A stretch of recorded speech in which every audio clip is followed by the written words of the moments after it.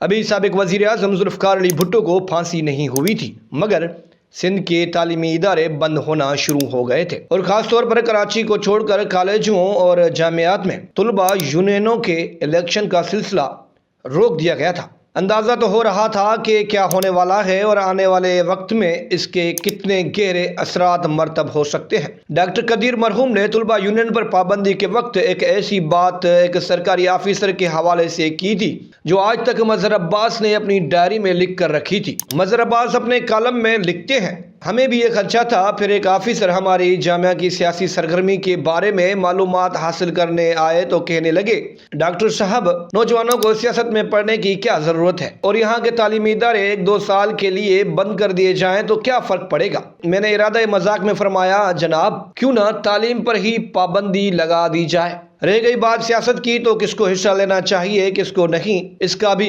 فیصلہ کر ڈالیں۔ یہ وہ سوچ تھی اس آفیسر کی جن کے بڑوں نے آگے جا کر ملک بھر میں طلباء یونینوں پر ایک مارشل لا آرڈر کے تحت پابندی لگا دی تھی۔ فروری 1984 میں اور اب ایسی ہی غیر سیاسی سوچ رکھنے والے جامعات اور کالجوں کے وہ وائس چانسلر اور پرنسپل طلباء یونین کے الیکشن یا بحالی کے مخالف ہیں جن کی اپنی تقرری مشکوک ہے۔ میرٹ کا کلچر کیسے ختم ہوا اور سیاست ریاست کے زیر اثر کیسے آئی، میرا آج کا موضوع ہے۔ یہ پس منظر بیان کرنے کا مقصد بہت سے لوگوں کو یہ بتانا ہے کہ دراصل ملک کو مجموعی طور پر اور اس صوبہ کو خاص طور پر غیر سیاسی بنانے کے پس پردہ مقاصد کیا تھے۔ ہم یہاں جس سیاسی اور لسانی تقسیم میں پھنس کر رہ گئے ہیں، یہ ریاستی سوچ قیام پاکستان کے بعد سے پائی جاتی ہے اور یہاں کے لوگوں کو شک کی نگاہ سے دیکھا جاتا ہے۔ ویسے تو سندھ اسمبلی کو پاکستان کی سیاست میں ایک منفرد مقام حاصل رہا ہے کہ اس میں بانی پاکستان محمد علی جناح نے خطاب کیا،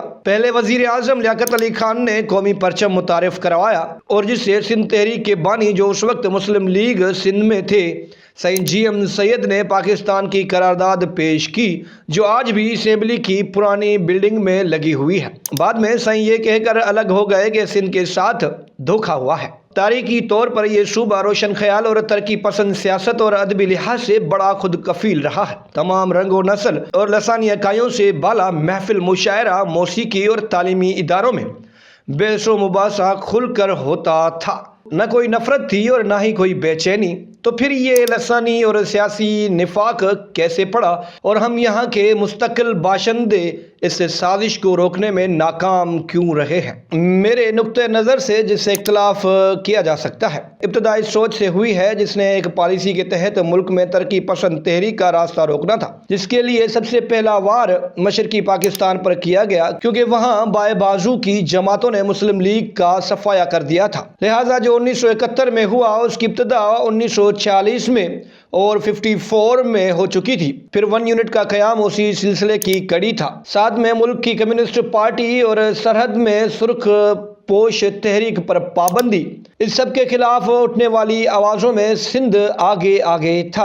ابتدا میں ہی طلباء پر کراچی میں بسوں کے کرائے، کتابوں کی قیمتوں اور تعلیمی اداروں میں فیسوں میں اضافے کے خلاف جلوس پر گولی چلا دی گئی جس میں 8 طلباء شہید ہوئے۔ اس جلوس کی قیادت ڈاکٹر سرور، ڈاکٹر ہارون اور ڈاکٹر ادیب رضوی جیسے لوگ کر رہے تھے۔ ایک طرف مشرقی پاکستان میں مسلم لیگ کے خلاف عوامی جذبات تو دوسری طرف مغربی پاکستان کے ان علاقوں میں پائی جانے والی سیاسی سوچ۔ 58 میں ہونے والے انتخابات ملتوی بھی اس لیے کیے گئے اور مارشل لا لگا دیا گیا کہ ملک مسلم لیگ کے ہاتھ سے نکلا جا رہا تھا، اور نیشنل اسٹوڈنٹس فیڈریشن جیسی طلباء تنظیمیں جنہوں نے ڈیموکریٹک اسٹوڈنٹ فیڈریشن کی جگہ لی تھی میلاتی سازشوں کے خلاف میدان میں تھی۔ دوسری طرف سندھ میں ہماری تحریک بھی زور پکڑ رہی تھی۔ یہ ریاستی بیانیے کے خلاف خطرے کی گھنٹی تھی۔ غور کریں تو آپ کو وفاقی دارالحکومت کراچی سے پنڈی کے قریب ایک نیا شہر بنا کر منتقل کرنے کا مقصد بھی